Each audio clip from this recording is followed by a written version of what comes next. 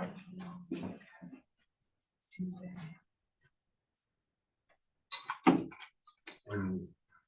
then I wanted to ask.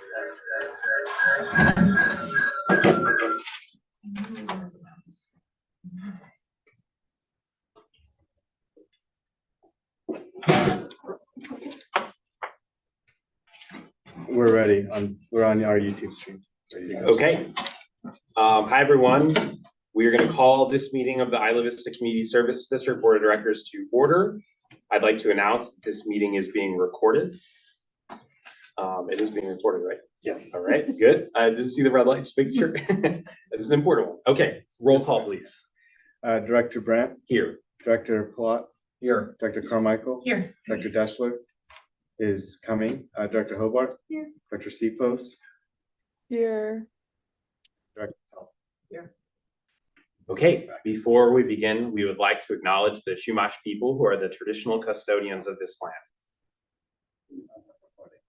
Sorry, you can go ahead. We pay our respects to the Chumash elders, past, present, and future, who call this place, Anaskoyo, the land that Isla Vista sits upon, their home. We are proud to continue their tradition of coming together and growing as a community. We thank the Chumash community for their stewardship and support, and we look forward to strengthening our ties as we continue our relationship of mutual respect and understanding. We're going to move to the consent agenda. Do any directors have items they'd like to pull? Seeing none. Is there any public comment on the consent agenda? Seeing none, I'll entertain a motion. I'll move to approve the consent agenda and thank you to the policy committee for their good work. I'll second that. Motion made by Topliff, seconded by Flat.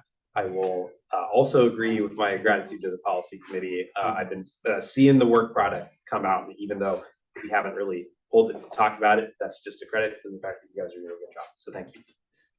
Okay, let's do roll call vote. Dr. Brandt. Yes. Dr. Plott. Yes. Dr. Carmichael. Yes. Dr. Deschler. Here now. Dr. Deschler. I'm here. I'm here. Hello, hello. Do I need to say anything special? Yes. The vote. But let's finish the vote and then we'll have you do that in a second after the vote. Okie doke. Director Hobart. Yes. Dr. Sipos. Yes. And Director Topliff. Yes. Okay, and then we can go back to Director Deschler to do her AB 449 disclosure. Ready for me? Yeah. Okay. So I need to tell you where I am and why I am where I am. Yes. Okay. And do I need to say anything about just cause? Yes, you have to state your just cause, which is travel. Okay. For public policy. Okay. Hi, everyone. Kirsten Deschler here. So I am traveling on UC Santa Barbara business. I'm in Washington, D.C. And that is why I'm not at the IVCSD meeting tonight. And Is you there have to anything else I need to say? If there's anyone over 18 with you. There's no one there's no one under 18. Over 18. Over. There's no one over or under except for myself. Okay, thank you, Director Deschler. With that, we're going to move to the public comment period. This is the time for any member of the public to speak on a matter that is not on tonight's agenda. Do any members of the public have requests to speak on anything off agenda tonight? I actually do. Go ahead. I'm Sue Dixon, and I'm here to thank the CSD for my new trees. I participated in the tree program, and I got 2 trees planted this past week. Well, that is really awesome news. We would invite you to, if you would like to do a testimonial for the program. I know that our team would love to highlight the good work in the community and your trees. I'll have to go and take a look at those next time I go on my walk. Okay. Yeah, thank you for your comment. Okay, any other public comments? Okay, seeing none, we're going to close the public comment period and we are going to go to item 4.1, parking compliance program overview. Okay, and we had talked about presenting pretty much items 1 through counting them, 1 through 6. It's all gonna be in one presentation, and then we'll take action on them in the right way separately, but I'm gonna cover everything all at once. So let me get my screen share.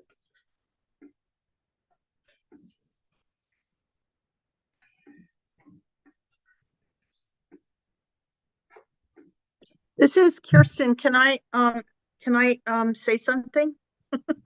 Is it related to this item?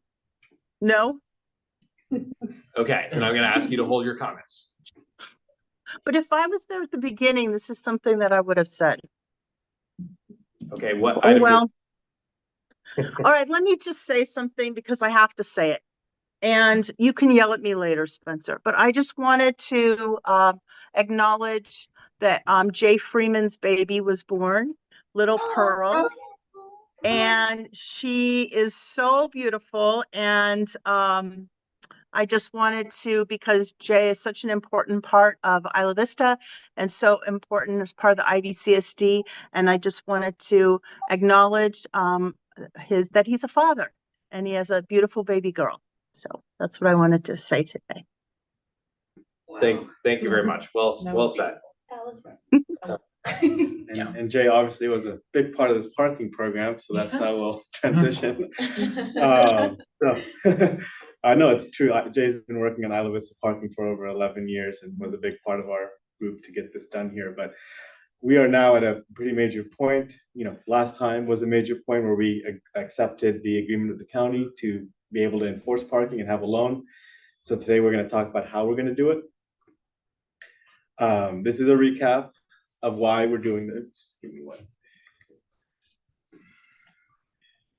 So why we're doing this, we've gone over this a couple times already, but we're continuing work that was done for many years to establish a parking program as part of the IV master plan to build more housing in Isla Vista, to be able to have the housing. We want to be able to manage parking, and that was the Coastal Commission's argument at the time, was we needed a parking management program. We also want to support active transportation and mobility needs, like keeping sidewalks clear for pedestrians. And then there's a long list of health and safety issues that are caused by cars in Isla Vista: blocked driveways, dumpsters, fire hydrants, red curbs, loading zones. All these things create an unsafe environment physically for our pedestrians and bikers and drivers and all kinds of people. And so we're trying to change the behavior, because right now there's no consequence to parking illegally in Isla Vista. It's free to do so, and we're trying to change the calculus of that. Here's our timeline, which we've been sticking to for the most part. We secured our funding. We finalized, this period, June through November, we finalized our agreements and our partnerships. We have been working on promoting car alternatives, which you'll hear more about from Maya. And today we are going to approve the parking district and commission, or today's the first reading of doing that. We do that in November. Then once we are done with all the technical parts of this, which are the agreements and the ordinances, we'll move into ticket prices, hiring staff, getting equipment, having our policies and our contracts for services all approved. And then we will start to write some tickets to test things out. And especially if we see something extremely egregious and we have the power and ability to, we could be called on to write that ticket. And then in April, we start with zero tolerance enforcement. That's when we will, we're going to be, we could write tickets before, but in April, we'll be fully deployed and being zero tolerance. The staffing plan for this, it's going to be in-house. We're taking inspiration from some cities that do it in-house, like Carpinteria. We're aiming to have 80 hours a week of coverage, 7 days a week. We'll have 3 to 5 staff doing that, 1 full-time person who's a project manager, and then 2 to 4 parking ambassadors who are part-time employees. And they'll be focusing mainly on writing tickets, but they'll also do some customer service and education work, as well as while they're out in the community, if they notice a sidewalk that's uplifted, that's still a transportation issue. We're trying to make things for pedestrians, either a car or an uplifted sidewalk. So that while they're out there, they will report some issues, but their main function is writing tickets. Because next we'll go to equipment and tools. We are going to try to make this as easy as possible to do. So we're going to look to have smartphones with data plans for them to use, and then parking compliance software that writes the tickets, and is there for the customers to pay their ticket, and they handle all the back end of needing to do the hearings if someone wants to appeal their ticket and whatnot. So it's all baked into the price per ticket, so that our employees can focus on education and enforcement. We're also going to be doing a big training this year, but we'll be doing ongoing training for our staff moving forward. So there's costs for that. Our main operating supply costs are ticket paper and uniforms. So that's what we've learned from our other partners. I will have an e-bike to bike around the community, and we're planning to use the license plate recognition software that we used in the original study to keep tracking the occupancy rate so we can measure success. We're still in the middle of exploring this because we recently learned we might be able to do it for way cheaper using iPhones instead of the proprietary hardware that we used previously.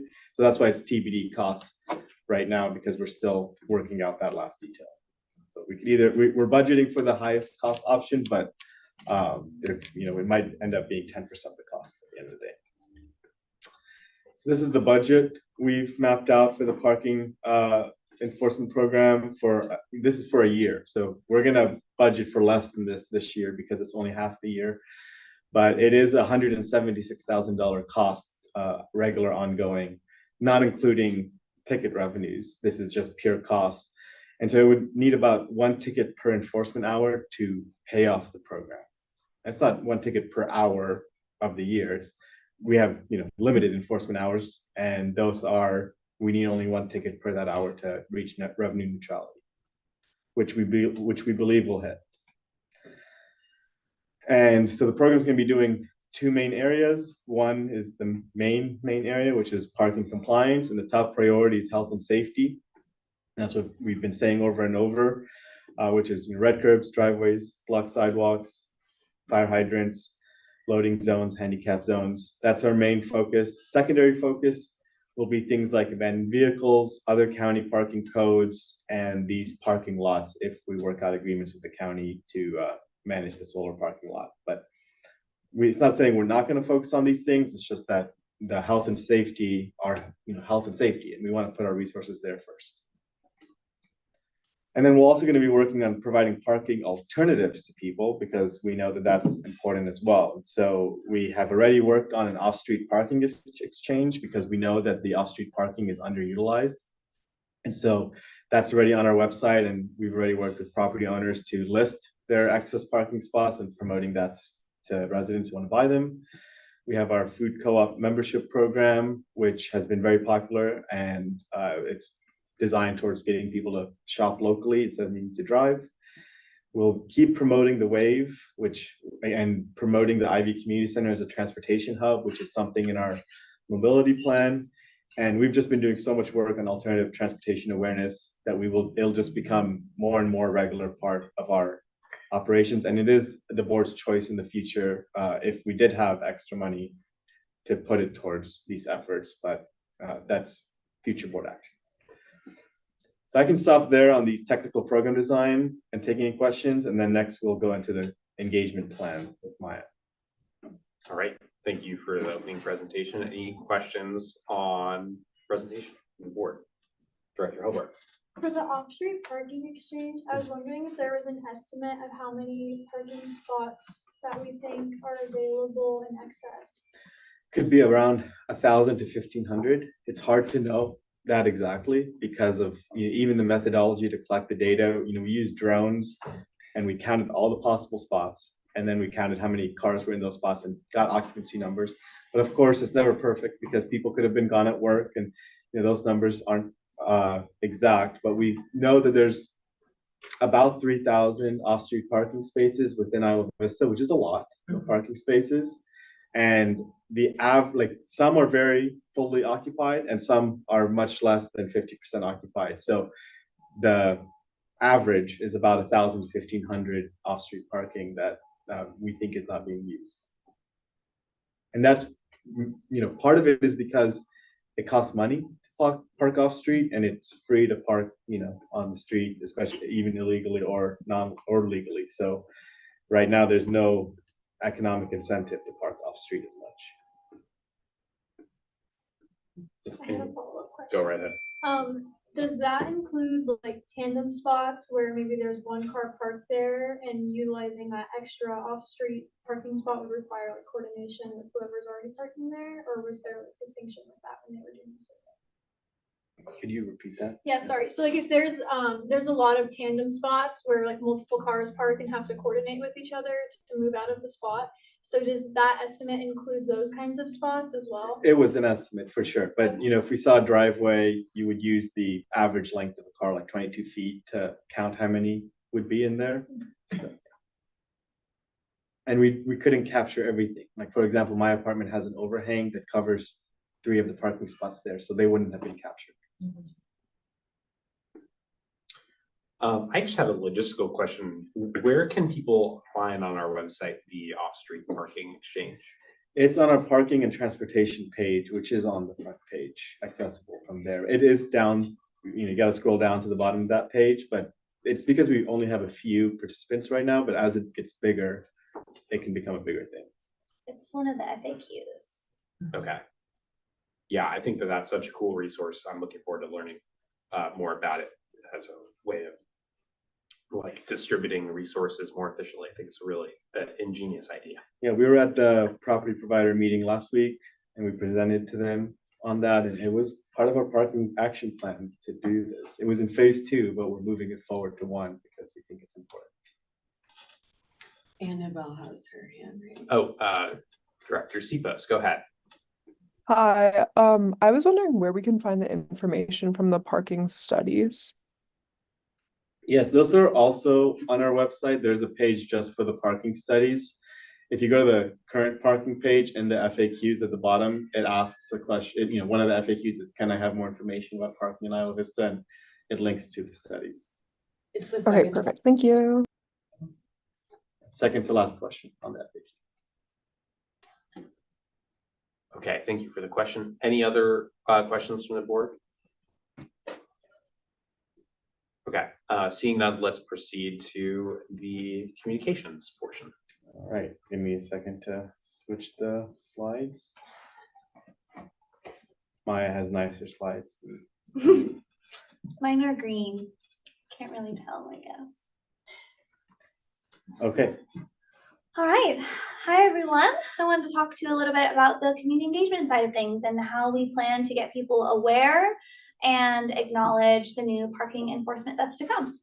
So today I'm going to go over our campaign goals, a little bit about our method and what our approach to this is. We'll look at some content previews. We'll talk about education topics we hope to cover, our outreach projects, our budget, our timeline, and then I'll close with any questions. So to start us off, our campaign goals for this are 1, to educate about what the parking laws are, 2, to establish that relationship between parking and safety, and also between parking and sustainability, because they are interlinked, and we know that through the study, but we want to make that more known to the community. We also want to discourage car ownership as a whole and really encourage sustainable transportation options.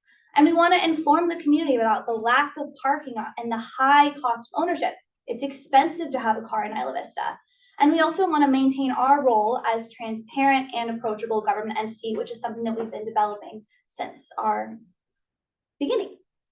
So before we get into it and the method, I wanted to see if any of you recognized who this was. Let's scroll down. Does anyone know who this is? Who is it? Duolingo owl. It is the Duolingo owl. And how might you know this silly little owl? He's on my phone. He's on your phone giving you little reminders, right? If you don't know who this is the owl that is the mascot of Duolingo. This owl has over 14.5 million followers on Instagram and has an entire fandom dedicated to it. Next slide. This owl appeared on Love Island this year, and I linked the fandom as well. It has an entire villain arc, and the fans have actually created entire storylines completely dedicated to this mascot. And one that I wanted to point out specifically because it actually made headlines this year was when Duolingo died. The Duolingo owl died. So Duolingo decided to kill their owl because their users weren't using it enough. To the next slide, which caused the fandom to create an entire reason on how this owl died. people say that there was a bunch of condolences because the owl died because it was hit by a cyber truck. NPR actually did an entire report on this phenomenon. And then magically the Duolingo owl came back to life. And this tweet went viral. You can see that we had over 43,000 people engage with it and comment on Duolingo coming back to life, and actually working with the fandom. So I wanted to show you this as an example of what the power of a silly little mascot can do for marketing something that might be a little bit mundane. Learning a new language is something exciting and new, but it's something that's hard to dedicate a lot of time to. And this owl has been an incredibly successful phenomenon to now having over 500 million users around the world using this specific language app when we know that there are a plethora of them. To bring this to a more local scale, I wanted to show you a couple local examples. I'm sure we all are in Isla Vista. We have probably seen the mapache or Storky, which Storky was actually new to me. I didn't know about Storky. Storky is quite the phenomenon on campus. There's actually a full mascot dedicated to Storky that you can go and take photos with at tabling. And I don't know if you've seen Storky on campus, but there's normally a line to get a photo with this little mascot. And there's a ton of little memorabilia. And it's a huge hit. And this is all things when I was thinking about our parking program and how we're going to engage with people on a topic like this in a way that is both engaging yet not threatening. These are the kinds of things I started to notice. And so given that, I want to talk to you a little bit about what my method and my idea was for this campaign. So one, we want to use quarterly incremental approach to gradually introduce enforcement. We want to educate, prepare, and then enforce. We also want to introduce Tina the Toad, which I will talk to you about, as the approachable, lighthearted mascot to inform the community about parking laws in a non-threatening manner. Then we want to integrate Tina into our educational content, our outreach materials, and our signage to make sure that she's a very recognizable figure in the community. And last but not least, we want to encourage community involvement in parking conversations and changes and sustainable transportation options. So without further ado, I would love to introduce y'all to Tina. This is Tina. She actually does have a physical body. She is real. Tina is a toad who is sick of hopping around looking for parking in Isla Vista. She cares about the safety of Isla Vista and wants you to totally care too. She's there to inform you about local parking laws to avoid riveting fines or getting towed. Ideally, she hopes everyone takes the leap to sustainable transportation instead. And she wants to keep you and Isla Vista totally safe and green. Moving forward. Now, you might be asking yourself, why did I just pull out a giant toad squishmallow and I'm basing the entire thing around it? Well, I've been doing my research on how to connect with Gen Z, even though I'm towards the tail end of it. And brands are using mascots from McDonald's to Scrub Daddy to Duolingo to things we know like Jack in the Box who have been around for a long time. And they're all incredibly, as Gen Z says, unhinged. And so nobody likes parking enforcement. Let's be honest. I don't like parking enforcement in Santa Barbara. I know it's not going to be a genuinely liked topic here in Isla Vista. We know that. But we also want to get people to pay attention. And something like this is going to be how we're able to connect. It's a delicate topic in our community. Everybody knows it's awful, and we don't want to overlook the problems that exist. We want to educate people in a way that is simple, relatable, and if we can get a giggle out of it, we might as well. So, like I said, mascots are an increasingly successful way to engage with Gen Z. We need a mascot as unhinged as our parking problem. And if we want to get our community's attention and retain it, we need to speak a language that they are speaking, which right now is comedy. So I want to give you a couple examples of things that we will be putting up in Isla Vista to start getting the community aware of Tina. Yes, she is in a pink car. We are starting off in a car to make it recognizable with parking, but Tina will be on a skateboard, a bike, the bus, the wave, etc. So this is one banner to direct people to our website. We also are piloting just a few stickers to see if people like them. And then we also are going into fake tickets. Now, these aren't actually tickets. They just look like one. They're in the same shape and color. But really what it is we're going to put them on every single car in Isla Vista. And it's a reminder of what the existing laws are. And then we're also going to put a golden ticket on 4 of these. And so if you actually pick it up and look at the ticket and read it and look at the back, you might have a chance to win a $100 gift card to somewhere in Isla Vista. So we don't want people to just see the ticket and throw it away. We want people to look at it. We want people to read it. And we want to give them a chance to actually engage with the material and have some sort of positive association to this cute little toad. So what are we going to be teaching people about? So I broke this up into 3 different segments of our campaign. We have the plan, how people can plan ahead for this, the action, things that people can do every single day, and then why they should care. So the first part is the plan. We want to really communicate to people that owning a car in Isla Vista is expensive, but public transportation is affordable. And we really want to encourage people how to utilize public transportation and how to save money doing so. The action is we want to show all of those sustainable transportation options, like the Wave for groceries and other popular destinations, Goleta, the bus lines for downtown, how to get home using the train, biking, skating, walking, and everything in between. And then we also really want to drive home why parking enforcement is necessary by talking about safety, accessibility for emergencies and our neighbors with disabilities, and making sure that that is a really strong thing in everything that we do. Projects that we have, we want to do tabling with Tina. We saw this is like the Storky approach, I guess you could say, encourage people to come, take photos, and then we want to be able to have a ton of transportation resources. So we want to have the little bus pocket things, which I don't know if you've seen them, but something you can fit in your pocket that tells you everything about the bus. We want to have helpful little handouts that people can take with them. We want to do giveaways, and we want to have consistency. So something like every Tuesday in Isla Vista. We want to put the banner on Pardall Tunnel, so every day when people are biking to class, they're going to see this frog, and they're going to be able to associate it with parking in Isla Vista. I already talked to you about the golden ticket winners, and then we also want to do social media ads and campaigning. We want to combine both educational posts also with memes. So you're going to see silly little things with the frog having content that will get people's attention, but we're going to pair it with all of these educational topics that we want to get across. So we want to reel people in and then tell them something that they care about. And that's really our goal with our social media approach for the next several months. Talking about funding, we wanted to make sure that we spread the word far and wide. I already talked to you about the banner, the stickers, the fake tickets, the golden tickets with the gift card. We also want to have Wave vouchers when the Wave isn't free. Right now, the Wave is still a free thing that people can utilize, but when it is not, we want to continue to encourage that. We talked about the transportation hub at the Ivy Community Center. We'll do another round of fake tickets before full enforcement zero tolerance begins. We want to do a lot of giveaways at different events that we do, like giving away bikes, skateboards, etc. We also want to do influencer partnerships. So we want to find partnerships with influencers in Isla Vista and also have them share educational information as well. And then signage as well, making sure that everything is really well signed in Isla Vista. And then last but not least, we want to have tiny Tinas to give away in different giveaways. So having like a bunch of smaller versions of this toad to also give away to further increase that brand awareness that we want to associate with parking.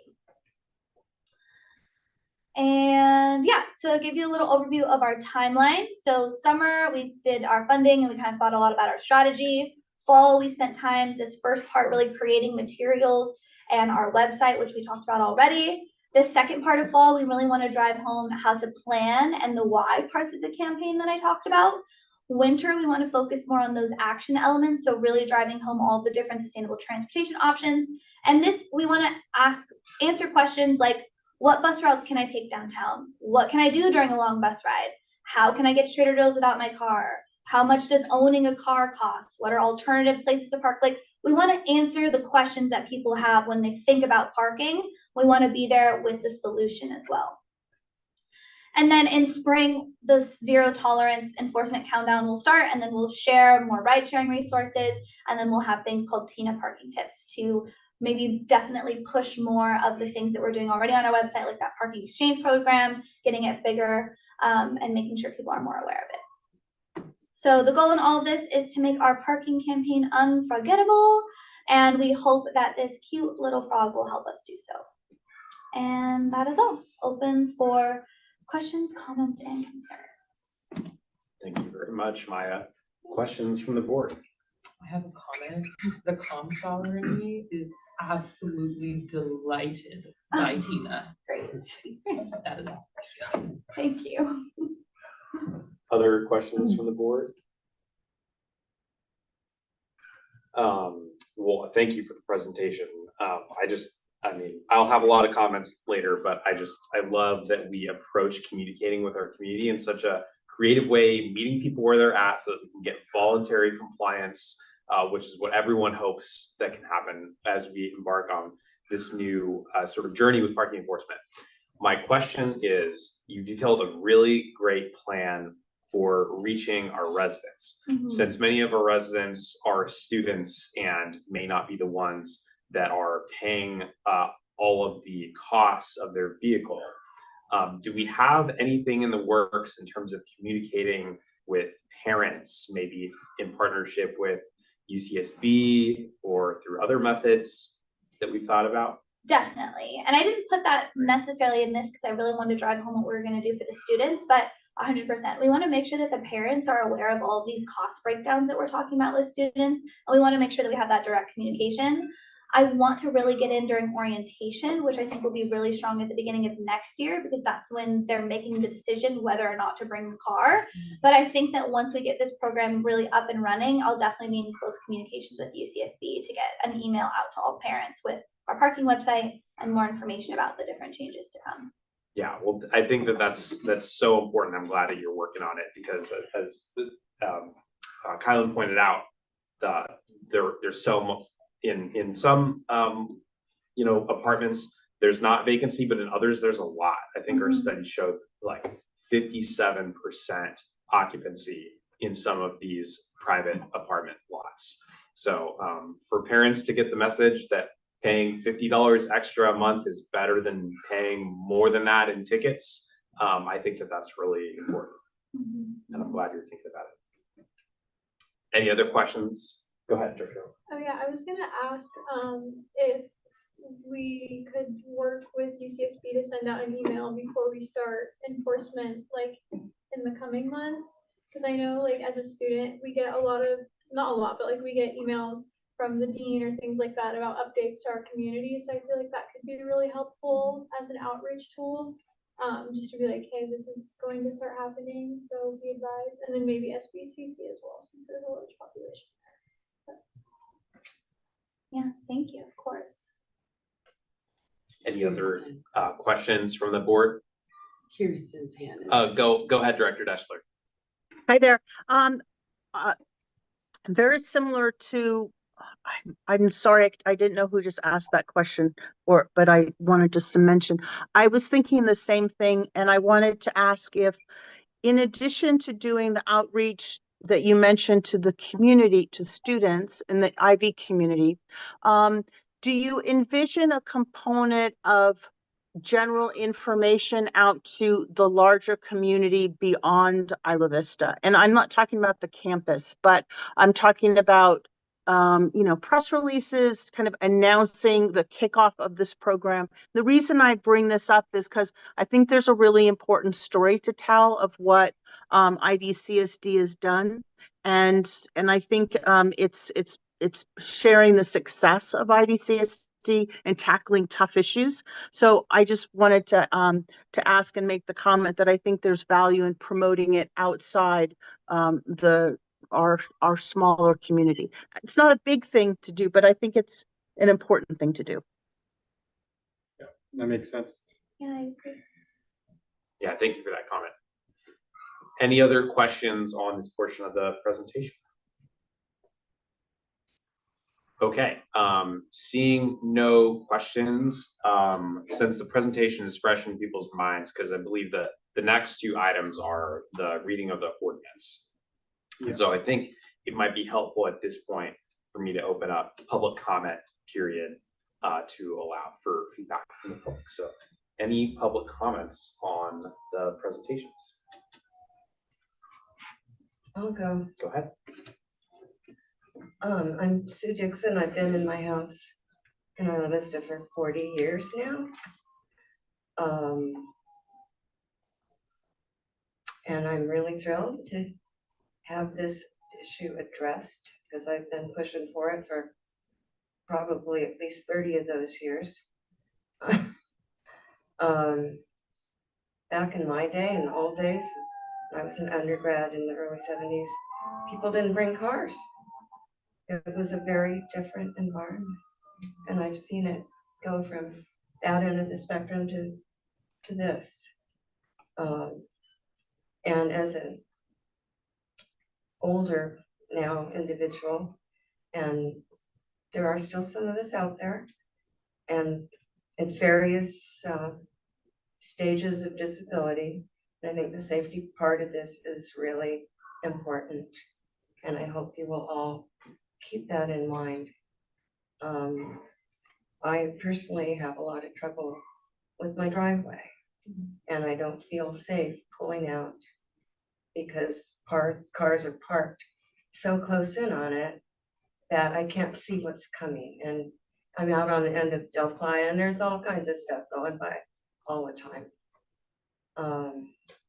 And I'll just see, I don't even know if my comments and questions are appropriate for right now in the process, but I'm just going to say what I want to say. When I had my place re-landscaped, the county person came out and did a sightline thing and said, we don't want to put tall bushes in this area. Well, I have tall trucks parking in that area. So, I mean, what's the point? So that setback from driveways is an important issue to me, safety reasons. And I'm wondering if you have clearly defined what you give a ticket for on that blocked driveway, because I feel like the bad guy if I go out and tell people, well, you know, you're blocking my driveway, you know, and that should be something that I shouldn't have to feel like. But I need to know exactly what is legal, and I've tried to research it, and I think I've seen two different answers on that. And I know some of my neighbors have too, so if you could clearly define what that would be, it would be helpful. And I actually think red curbing could be very helpful if you have that power, because that's kind of automatic, makes at least some people think about it. Also, another comment that I do have about is the trash cans taking up potential parking places. So if you could possibly incorporate the trash can issue into this campaign to educate people that their trash cans really aren't supposed to be in the street anyway. It's not really legal. And you could regain a few parking, well, probably quite a few parking places that way. That's it for now. Excellent. Thank you very much for your comments. Ash has their hand raised. Okay, Ash, go ahead. Hello, can you hear me? Yes, go ahead. Okay, so I have a suggestion for the community center. There's a really beautiful mural on the side of the community center building of somebody driving. And there's a lot more space for more art. So I was thinking maybe what if like we put out a call for artists to do murals of somebody, you know, biking down the down to Sands, or you know, walking the Pacific Crest Trail or something that kind of or riding the bus, you know, to kind of put out like art of people using these other forms of transportation. Check. Excellent. Thank you for your comments. Those are good suggestions. I'm Okay, seeing our comment. team taking notes. We have a comment from Carmen in the chat too. Oh, okay, go ahead and read it. I can read it. So Carmen says, as part of the requirement to obtaining a driver's license, isn't knowing parking laws already assumed? In regards to the educational goals and giveaways, will this be an annual event as new students are continually rotating through Isla Vista? Okay, thank you for the comment. Do you want to address anything that you've heard in public comment? Yeah, I mean, we will kind of create like operational policies down the road. So defining like what's a driveway violation. And when our parking enforcement team is out there, they'll document the issue when they write the ticket. And if the person who got the ticket wants to challenge it because they don't believe they were blocking the driveway, there's an appeals process for them. And then there's a process for us to review the evidence and make the determination. So it's like an art and science, essentially is what I'm saying, where there will be documentation and it'll be reviewed by hearing officers. But we will have basic standard guidelines for sure. But at the end of the day, people can contest them and we'll be able to make the case as well why it was a violation. Okay, thank you, staff. Any comments from the board before we go into the ordinances? Go ahead. I also would like to comment on the materials and the approach. I think it's really lovely and super effective. And I think the humor will help a lot in getting people on board, and the educational component is just terrific. So I think you're doing a really good job. Thank you. Thank you. Any other comments from the board? I will echo that I really like the approach that we're taking. And one of the things that I've heard, not just in public comment, but from a lot of people is, doesn't everyone already know that it's illegal to park in the red and block a fire hydrant? Doesn't everyone always already know that you shouldn't block someone's driveway? And I think the answer is absolutely. And the brilliance of the education approach you're taking is that you're not trying to, dumb it down for people and help them understand laws that they already know. You're trying to get the message out to people that things are changing and that behavior that was tolerated in the past is not going to be anymore. So it's on all of us to adjust our expectations, and that we're giving people fair notice that there does need to be that change in behavior. This is important for safety, and it's really important for a more sustainable future. So I appreciate the work that you've done on the communication side and that all of our team has done to get us to this place where we are ready to actually start to turn the page and actually address these issues that people voted for us to address. So really excited. I was just going to note that living 10 miles away, I always drive to these meetings, and I always park in a parking spot that says, "No parking unless you have a permit, you will be towed." So I'm one of the ones who's going to have to be educated too, because I've already got it in my mind. That doesn't apply to me. It's only a permit till 5 p.m. So you're good. You're good. No laws are being broken. Yeah. So, and some education will definitely be needed. Yeah, I had a question. So is there a place on our website or easily accessible easily accessible non-digital place where residents can know what laws are going on, what's legal, what's not legal, in a way that's just accessible 24/7? Yeah, we have a really great webpage that does have all of the laws, and we actually just looked at it. One of them on there. The first FAQ is what are the parking laws in Isla Vista, and goes through other And towns. even like parking is prohibited within 15 feet of a fire hydrant or driveway, which is actually exactly Driveway. what your question was. 15. Yeah. It's part of the new Yeah. daylighting. Yeah, it was Yeah. a newer law. So, there are things on our website. The Ivy Community Center Mobility Transportation Hub is where we want to have all these things non-digital. So let's say somebody doesn't have access to these things online, there hopefully will be very soon something outside physically that people can address. We're also going to have a lot more materials, I think, as well. We have a lot from the mobility study that we want to continuously push out and make sure that people are aware of. But yes, we do have a website, in short. And also we know that this is just step one, right? Like our team's been working on parking and mobility for several years now, I would say. And so no, people aren't going to love this first step of enforcement, but we know that the cars are over capacity and that they have to move somewhere, and we need to see where they're going to go in order to make all of our options more accessible. So yeah, check out the website. Let us know if you have feedback. Excellent. Thank you very much. Any other comments from the board? I can't see everyone online, so just I'm looking at you. Okay. Then we're gonna close the first two presentations and move to item 4.3, which is introduction of ordinance number 1. I will now read the title and recommendation. This is the introduction and the first reading by title only, with further reading waived, of ordinance number 1, an ordinance of the Board of Directors of the Isla Vista Community Services District declaring the formation of parking district number 1 of the Isla Vista Community Services District. The recommendation is to introduce ordinance number 1 for the first reading with further reading waived. And then notice of this public hearing has been given pursuant to applicable law. Proof of timely publication and agenda posting requirements have been met. All affidavits and posting are on file with the district office.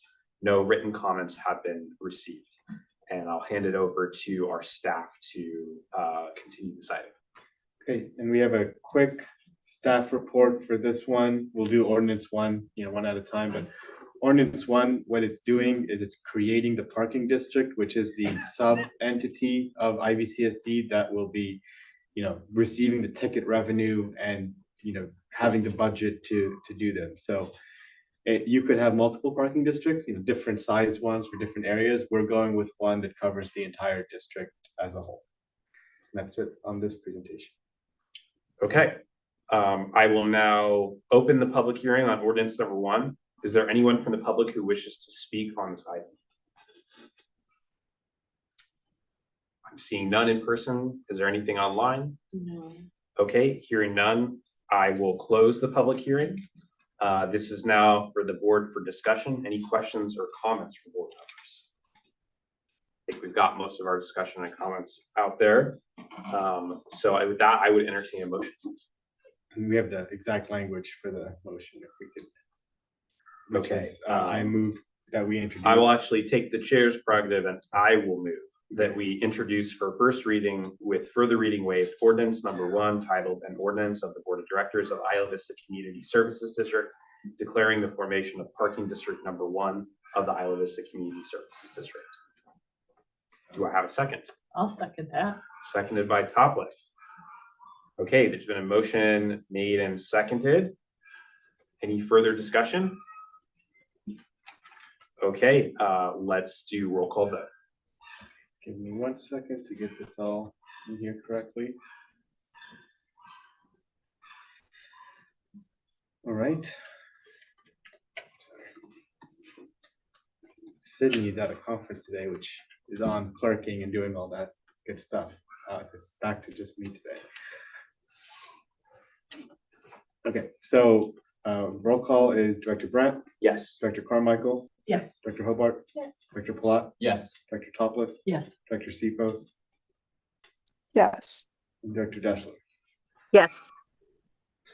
All right, motion passes by a vote of 7 ayes, 0 noes, 0 absent, and 0 abstentions. Ordinance number 1 will return to the board for second reading and adoption at the regular meeting on November 18th, 2025. And now we will move to item 4.4, which is ordinance number 2. Sorry, give me a moment to pull that up on my end. Introduction and first reading of ordinance number 2 to establish the Parking Place Commission to operate, manage, and control parking places within parking district number 1 of Isla Vista Community Services District. Recommendation is to introduce the ordinance number 2 for the first reading with further reading waived. Do I have to read all the other stuff again? Okay, Yes. okay. Notice of public hearing has been given pursuant to applicable law. Proof of timely publication and agenda posting requirements have been met. All affidavits of posting are on file with the district office. No written comments have been received. And hand it back over to staff. Any further comments? Okay, let me present quickly on this one.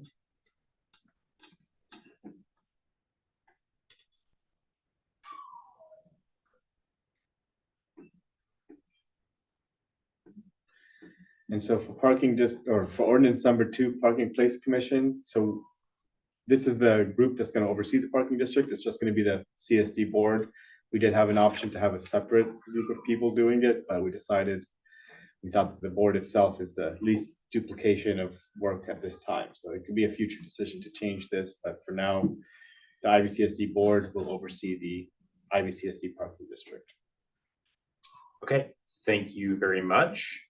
I will now open public hearing on ordinance number 2. Is there anyone from the public who wishes to speak on this item?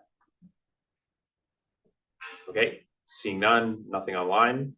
I will now close the public hearing. This is now to the board for discussion. Any questions or comments from board members? I just had a quick question. So you said that potentially another committee could oversee that. Would that just be like a subcommittee? Yeah, you could Okay. create a separate group, like the parking place commission can just be 3 other people. Okay. Perfect. Thank you.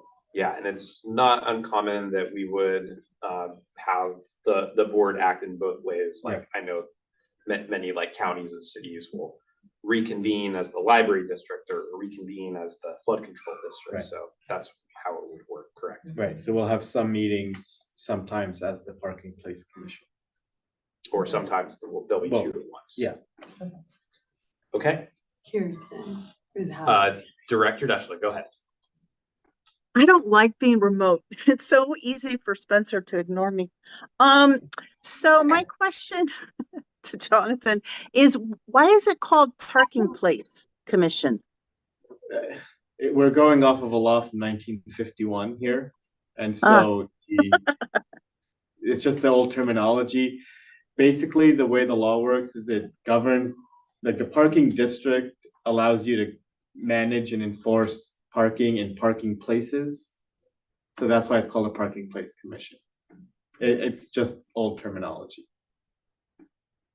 Got it. I didn't know if it was like a monopoly reference, like Park Place, but then you put in parking. So, okay, thank you. Thank you for that question, Director Deschler. We miss you too. Okay.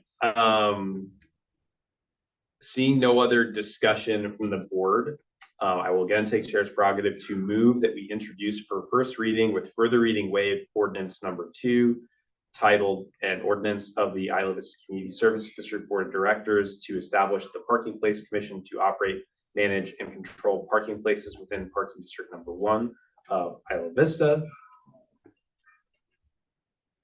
And is there a second to that motion? I will second it. Seconded by Topliff. Is there any further discussion from the board?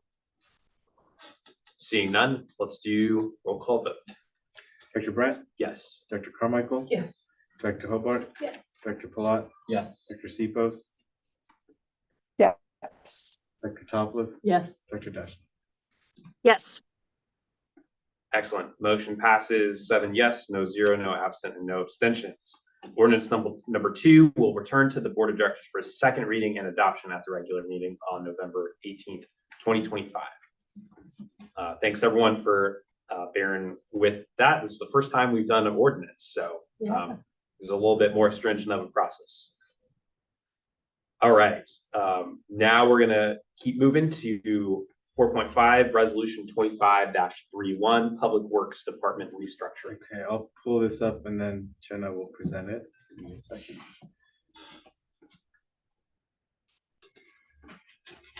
Right, so we need to restructure our Public Works and Sustainability Department to be able to meet all our new challenges and work to do. And so Jenna's going to talk about how we're going to do that. Yeah, so kind of organically, our programming has separated into focusing on waste and street cleaning and beautification, as well as parking and transportation, which are related but also very distinct. So we want to kind of structure it how County Public Works does. There's a resource and recovery division that focuses more on waste, code enforcement, trees, etc. Then there's the transportation division that focuses on more infrastructure like lighting, sidewalks, and mobility. So going to the next page, you could see Okay, there. You could see what our structure was previously. There is no parking here. We did have the waste diversion reduction program manager, which is currently vacant. And then under that, we have several different programs or initiatives. Under the compost collective, Richard is the operations project manager. Under that, we have the dirt riders. And then for Isla Vista Beautiful, it's just the crew. So that's how it used to look. So now what we're trying to do is, instead of having the compost project manager, we'd like this project manager position to encompass more of the public works department. And that pretty much means overseeing the Isla Vista Beautiful and compost collective crew. So essentially this job, it's like a combination of the work from the waste reduction and diversion program manager and the current compost operations project manager, but we're keeping it at a project manager level. And in order to do that, we're also going to be hiring some sustainability support staff leads. And those are part-time positions that support with higher level tasks aside from the typical graffiti abatement and pile maintenance. And just for a couple examples, they will be fully in charge of things like the donation pickup service and our bucket rental initiative. And then next, of course, there is parking. And so we plan on hiring a full-time parking compliance project manager, and they'll basically be doing most of the enforcement as well as managing any parking ambassadors that we hire, which are part-time individuals who will take on the work of both parking enforcement and education, whether that's like door-to-door or tabling. So now you can see what our new org chart looks like. We have Richard, who would be the Public Works Project Manager, managing now, rather than having the Isla Vista Beautiful team and the dirt riders, we are phasing that out so that those are the same thing and they can both do some beautification and some composting. And that's who Richard would be in charge of managing. Then we have the support staff leads who will be doing a little bit higher level tasks. And then, of course, like I just talked about, we have the general interns. And then to the right, you could see what the parking program would look like. Currently, we're not going to be hiring a program manager. We'll be hiring a project manager and some ambassadors as needed. That's it. Thank you, Yeah. Jenna. Okay, thank you very much for the presentation. Any questions from the board? Very quick clarifying question. So Richard's new job is going to be the Public Works Program Manager? Project, yeah. perfect. Thank you. Any other questions from the board? So my question, I think you went over it, but I just want to be super crystal clear for us and for the public. Although the job titles are changing and there's some reorganization, the sustainability or the Public Works Project Manager and the sustainability sports will still work on composting. Is that correct? Yes, definitely. Okay. No, I think Service levels won't change. Say that. Sorry. Service levels won't change. Okay, that's great to know. So we're basically we're finding efficiencies to keep service levels the same for both of the programs. I think that's awesome, and I think that the job titles are also good and maybe more applicable for the employees that we end up hiring. Okay, any other questions from the board? Okay, any public comment on this item? I don't know if I could ask a question. I could get some clarifications about sidewalks, what your powers are and where we stand. You know, there used to be a county program for replacing sidewalks. I don't know whatever happened to it. They certainly didn't follow through with what they said. Well, they did build a lot of sidewalks as recently as 2 years ago. Like on Trigo, they completed the, one continuous sidewalk on Trigo. But our program is not necessarily on sidewalk construction yet. Jenna has done a lot of work in identifying easy wins and good areas to add sidewalks and helping direct county spending. And Jenna helped the county get a grant of $500,000 to add more sidewalks back in April. So it's definitely a focus of our department, but we don't have any operations regarding adding new sidewalks. But we do help advise the county and help go after grants and help. And we also, our crew who's going to be out there all the time, they'll be finding issues. So if we find out that a sidewalk needs maintenance of some kind, they would, since they're already out there, they'll report it in and we'll let the county know and ask them to do the maintenance. I don't know if you want to add anything. Oh, just that if you have a specific sidewalk in mind that's uplifted or cracked or whatever, you can definitely reach out to me about that. And usually they're pretty responsive when I send them specific issues to Yeah, fix but it. not like they promised the whole block, Well, continuous sidewalk, like, I don't know how many years ago, I've lost track. well, there are a lot of blocks that do have that. Some have a continuous sidewalk that is blocked by cars. So you wouldn't even know that there's a sidewalk there until we start enforcing and keeping it clear. But we do have a list of all the continuous sidewalks. There's a lot, and we're always identifying more. So we helped get 500,000 for more sidewalks in April, but there's no dedicated funding for it from the county. So that's something, they did a lot of those improvements in the 2010s to the UCSD Long Range Development Plan money. So that was dedicated money for sidewalks in the 2010s.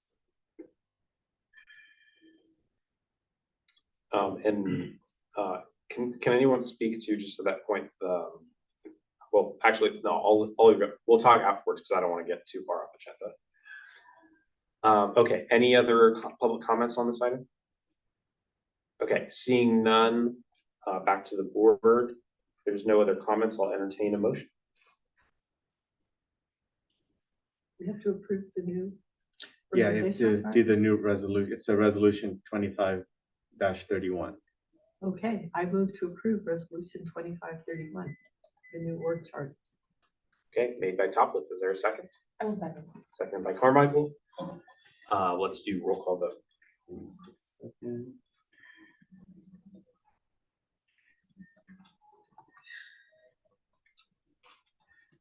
Yeah, I really appreciate Sydney extra right now. I forgot how hectic this was. Director Brandt, Yes. Director Carmichael, Yes. Director Hobart, Yes. Director Palat, Yes. Director Sipos, Yes. Director Topliff, Yes. and Director Desha, I know needs to step out potentially. Okay, motion passes 6 votes and 1 abstention. We're going to move to resolution 25-32, mid-year budget adjustment. Okay, 1 second. This is the last thing today. So we're doing a budget adjustment to make all of this real in our budget. And so the budget adjustment adds the 300,000 into our income for the county loan. It also adds the projected ticket revenue we'll get in April through June. It's a guess, 60,000, but it's based on the projected average ticket, which we still have to make a decision on, and the regular, the amount of tickets that the Foot Patrol was getting back in May, which was about 300 a month. So that's the projected amount of ticket revenue. And then the expenses it adds is the prorated cost of the parking compliance program. And I didn't mention this year, so it's the operating and the one-time cost is in the 147,000. It redirects the salaries and benefits for the compost operations project manager to the public works one, since it's really the same position, just changing slightly. And then it removes the salary and benefits for the race reduction program manager. And the financial impact to the general fund it's technically none, right? Like 25-26 was 70,000 negative, drawing from reserve. And then without the county loan, it's negative 72,000. But with the county loan, it shows a positive 228. It's just, we'll have to repay that eventually. But our parking reserves will be maintained in this fiscal year. And we'll add that 228,000 to our fund balance to then be used for the program operations in 26-27. Okay, This is our first budget adjustment too. Yes, and so I think we need 5 votes on this. So, is that correct? Yes. Okay. Fun, first budget adjustment. Thank you for the presentation. Any questions from the board?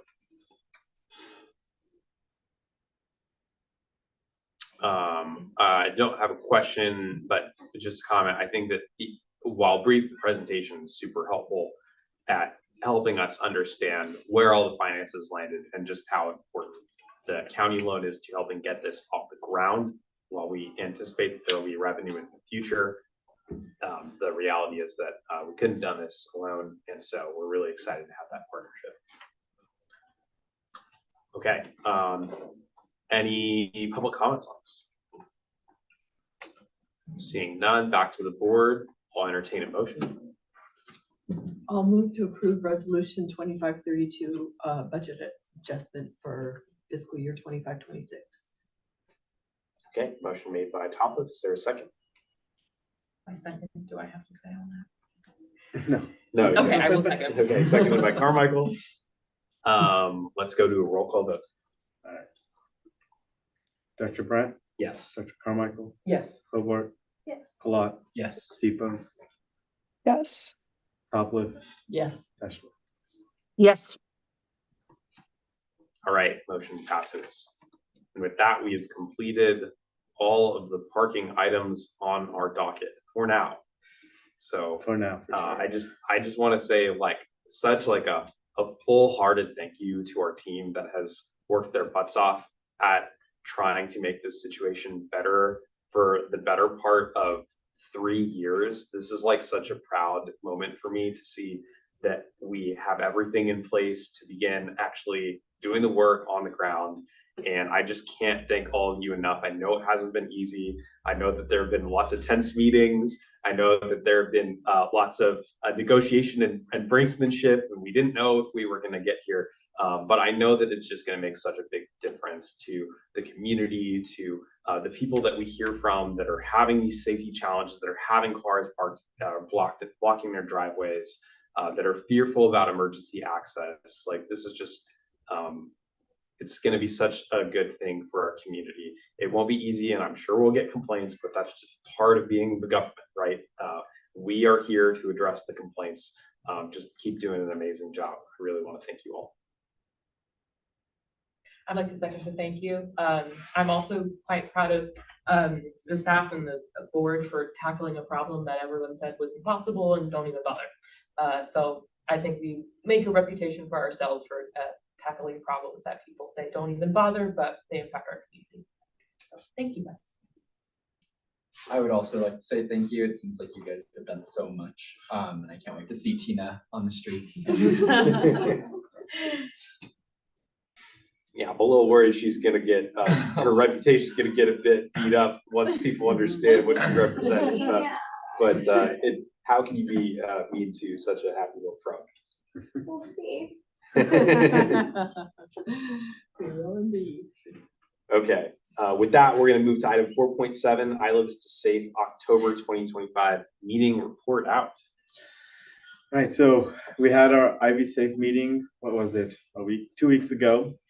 And the main topic of discussion for almost the entire meeting was Deltopia 2026. And so we went over some of the stats and data regarding Deltopia from 2010 to 2025. And then we heard from Lieutenant Schmidt from the Santa Barbara Sheriff's Office, their proposed updates to the festival ordinance, which would remove the 6 p.m. start time of the festival ordinance and make it all day. And then we also heard a little bit about what a sanctioned spring festival could look like, or we've done an event, but what a bigger one could look like. So those were the main discussion topics. And then there was a lot of discussion between all the different groups that were there, which we were pretty well represented between students, long-term residents, property owners, businesses, government agencies. There was a lot of discussion. It was a very vibrant discussion about how we move forward on Deltopia as a community. So there's more discussions to be happening, and we agreed at the end of this Deltopia item was that we needed a work group meeting of a smaller group who was going to really dig into the details. And so that's happening, I believe, next Thursday. And we have 2 board members on it. Director Plot and Hobart will be joining, and there's a lot of other people from different backgrounds, a lot of students in that work group. And so that's the next step, essentially, is moving from the bigger discussion to the smaller work group. And then there's a town hall on November 12th from 5 to 6:30 to also hear more from the community on these issues and share the data and facts that we've collected. Thank you for that update. And I will just add one more thing, which is that Lieutenant Schmidt has asked our board to take a position on his proposal, and we have that matter scheduled for November 18th. So we'll have the town hall the week before on the 12th as an opportunity for the public to get to weigh in and share their feedback, so we can take that into account when we have our board meeting as well. Any questions from the board? Go ahead, Director Hobart. Why does Lieutenant Schmidt want us to take a position on it specifically? We are the voice of Isla Vista residents, so your position matters Does it either matter way. to their considerations, or is it more just like to have a position? Like, is he taking it into consideration, or? I mean, they had brought the last time they made ordinance changes to our board for support, and they said that was a key reason. They wanted the board's support to move forward with them at the time, but technically taking a position, as you know, like, it doesn't change the outcome. It may or may not, but it's not guaranteed to change the outcome. It's just making sure the voice of the residents is on record. Great question. Any other questions from the board? Go ahead. Director Hobart. The ordinance changes are intended to stop any private parties during the daytime that have amplified music. Yes, And pretty it's, much. it's That's correct. just along Del Playa. All of Isla Vista. But not in the downtown core, so we could still have amplified music. That's something we need to work out the details with in ensuring that a sanctioned festival would be exempt. Yeah, that's a really great point, and definitely something that I'm concerned about. If there's not a pathway for easy permitting or an alternative event, it just seems like we're trying the same thing that we've tried over and over again, and we're just doomed to fail. So we can have all the rules on the books that we want, but if we don't have that alternative, it doesn't seem like we're trying anything that hasn't already tried and failed before. Yeah, it is a redux of the redo of the ordinance from 1993 for Halloween. It's taking that 1992 ordinance and removing the 6 p.m. essentially. So maybe a follow-up question to that comment would be, I know that we've been working with Lieutenant Schmidt and associate students to plan this town hall. Is there anything that you can share to that end about the town hall plan? We don't have any specific details yet on location. We just know it'll be November 12th, 5 to 6:30, and we will provide the facts of the town hall and provide time for the agencies to provide their opinion, and then public comment will be the biggest part of it. Mm-hmm. Yeah, I know that you and the team have done a lot of great research about Halloween and what worked and what didn't work to get things more safe. And so I think that it would be great for some version of that to be a part of the town hall. It'll be the first part. Okay, excellent. Any other questions or comments from the board? Big thank you to Director Lott and Director Hobart for being on this work group. I think it's really important that you're there to be able to help the student voice be heard in the process.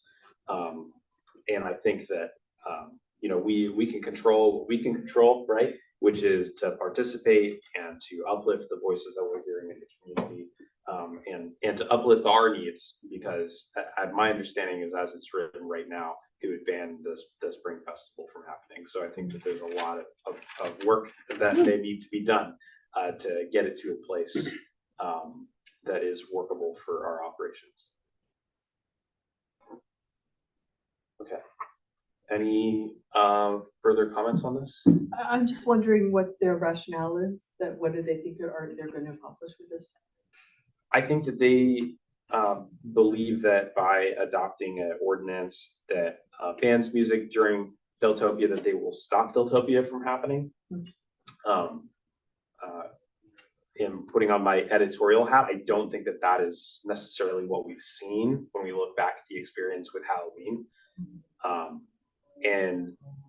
I will say that they are very intent on bringing this ordinance forward to the Board of Supervisors. And the feedback that we received from those that were present, just representing the supervisor's office, was that it was going to move forward to the Board of Supervisors in January. And so, you know, I think for me, being in that room, it's just a recognition of the fact that this is a train that's moving. And we need to figure out how to have input on it. And so that's what the town hall aims to do in collaboration with AS and the sheriff's office. Okay. Any other comments from the board or questions? Okay, any public comment on this item? Okay, seeing none, we will file this informational report and we will move on to reports from members of the board. Any board members have reports they'd like to share? Okay, I am seeing none. Oh, wait, sorry. I Go was right ahead. Slowly preparing. I'll go in reverse chronological order just for ease. So on the 22nd of this month, which I believe was last Wednesday, I attended or actually participated on the panel of the IVCSD EVPLA's annual Halloween town hall. I was there presenting our position and our resources, and then also on the board was IV Foot Patrol, UCPD, and the Sheriff's Office. It was just kind of educating students on their rights and responsibilities. It wasn't terribly well attended, but there was some good questions generated there. Also on the 21st, which was last Tuesday, we had our policy committee meeting, which I think we're getting a very productive flow going on that. We worked through paid sick time policy, resignation procedures, bilingual stipend policy, community vendor policy. We worked through those just to kind of make edits and give direction back to staff, but no votes were taken on that. Let's see, on the 17th of this month, I attended the Elected Leaders Forum on Homelessness Solutions Zoom meeting. And on the, I'm trying to see, I'm not going back too far for stuff I've already covered in the previous board meeting. But on the 16th, I attended the State of IV Neighborhoods, which is our clean and green IV community network. Staff gave many fabulous presentations. That one was also pretty well attended, and that brings me up to speed. Thanks. Okay, thank you very much, Director Carmichael. Any other reports from the board? Just two quick things. I got to see the tail end of the EVPLA's town hall, and great job, Catherine, for representing us there. Got to attend the State of Isla Vista put on by our team. It was a great discussion, and I attended, or Jonathan and I met with a number of associate student senators about Isla Vista governance issues and answered some questions that they had about cityhood. That's my report. Seeing no other reports, we'll go to report from committees. Any committee reports? I really feel like I jumped the gun on the policy committee there. That's all. That's quite all right. We've recognized the policy committee a couple times today. And I do want to make sure, do we have any meetings that we need to consider official director attendance at public meetings, public events, or public hearings to earn an official day of service coming up? There's the stable hearing on November 4th. If you wanted to present the resolution that we passed. Yes, that would be great. Is that's the coastal commission hearing?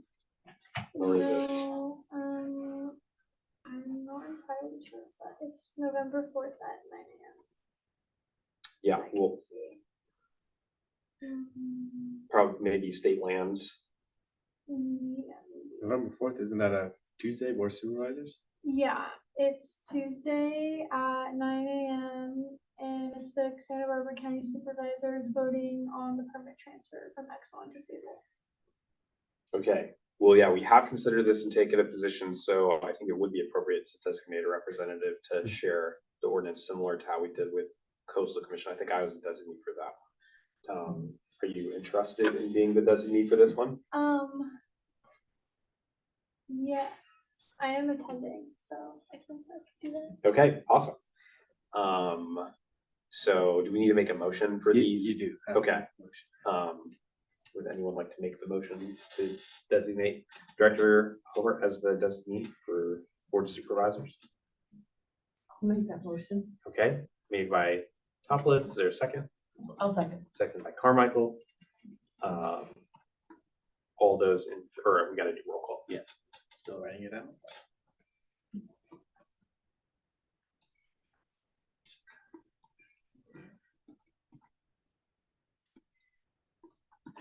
All right, Director Brett, Yes. Director Carmichael, Yes. Director Hobart, Yes. Director Palat, Yes. Director Sipos, Yes.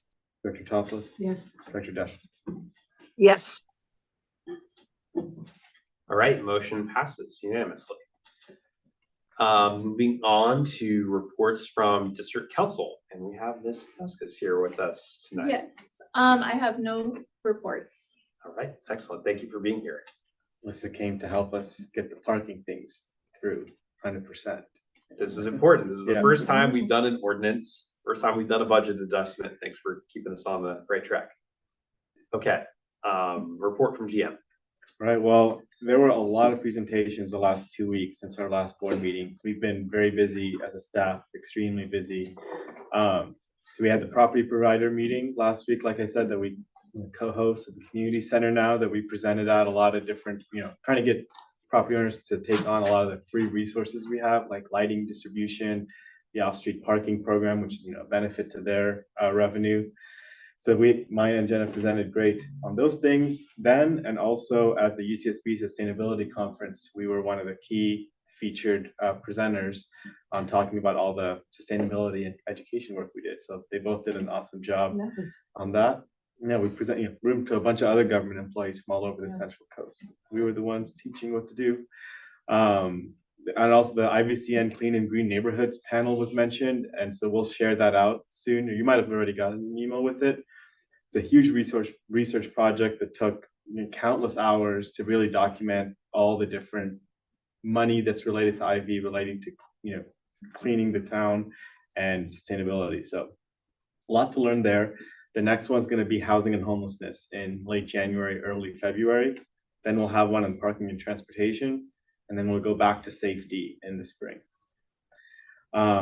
Next is I've mentioned them before, but they're getting very real, which is the projects at the community center are coming up. So there'll be a week where there'll be no community center available because we're getting the floor, and that's a November 10th week, right? Yes, it is. It's coming up. Week of November 10th. And then in January, we're going to have some blackout dates just for the outside for the walking path to be put in from the clinic to the parking lot. So 2 big projects we've been waiting on for a very long time. There was also the bathrooms broken here. As you can tell, there's sewer issues. It's been on the county's list for a long time to take care of the sewer issues. I guess they got too bad at this point. So they had closed the parking lot a week ago to do some work, but I think there's still work to finish with the sewage line here. But there was a spill a couple of weeks ago, and that was not good. We're moving forward with that. And then next, so Sydney, like I mentioned, this week is at the Board Clerk Brown Act conference. That's going to be in Santa Barbara next year. And then next week, me, Jenna, and Maya are going to go to San Jose for the Parking Association conference. So Sydney's out this week, and we're out next week. Yeah, I think that's my whole report. If I could make an introduction, I was also very delighted to see your presentation at the UCSB Sustainability Conference, and I felt like a proud peacock because our services were widely complimented, and I believe someone said that if he had our quality compost, he wouldn't have a job because he wouldn't even need to worry about selling it because our quality of boutique compost is so high and our fungal count is just exceptional. So very proud of us for that. Thank you for letting me gardening nerd out on that. I actually did learn a lot during that other presentation, so I'm glad I went also for that. Awesome. Excellent work. And can I also just mention that you sent us home with those tote bags and all your move-in materials last week, and I read every word of it, and I thought you did just such a wonderful job. Just the breadth and variety and the different ways of presenting information, really nice. Yeah, that's community Thank you. engagement team. Thank you. I'm glad you liked the magazine. Everything was super. I will say with those tote bags from tabling events, our support your local dirt is flying off the shelf. Love it. Good. I'm so glad. We'll come to you with a resolution pretty soon to take action on supporting the local dirt for real. So look forward to it. Excellent.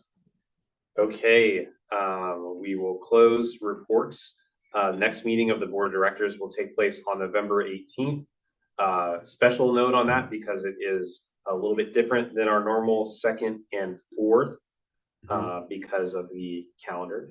Yeah, it's because election day is on November 4th, which is the first Tuesday, and then Veterans Day is on November 11th, which is the second Tuesday. So we moved to November 18th as our best next meeting time. Okay.